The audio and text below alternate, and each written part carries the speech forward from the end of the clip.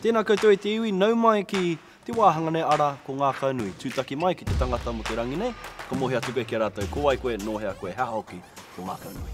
Kia ora, ko te Kanohi Kuka tōku ingoa. E uri tēnei no te piri rākau, ārawa ko Ngāti Hangarau. Ko tōku Ngakau nui, ko te Brazilian Jiu-Jitsu.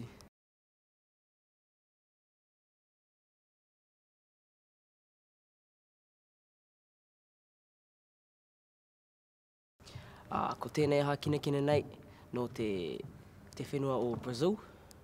Nā te whānau Gracie I hangaia tēnei aha kinakina I āhua roa au. E rua ngā tau, whakamahi au tēnei aha kinakina.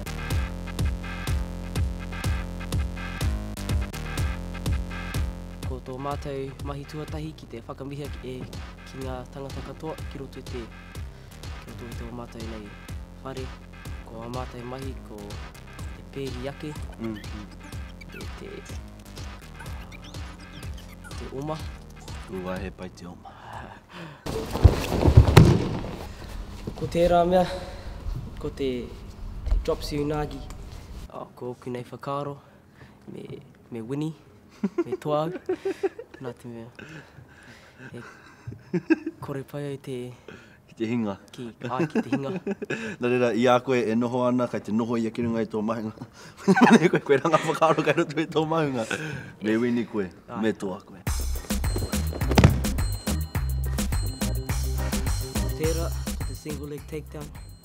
Ko tōku nei whetū ki roto I tēnei ha kinakina, ko tōku māngai, ko Ronnie Da Silva.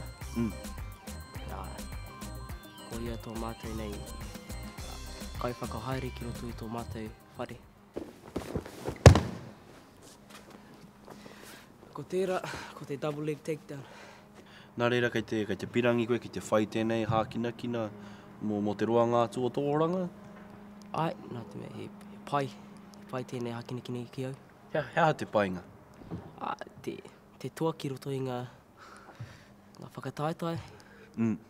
Nā reira, kei te pirangi koe ki te whati atu ki tā wāhi, whakataetai ai, whakataeranga I Aotearoa? Ai, he whakataetai kei Aitereiria. Ai.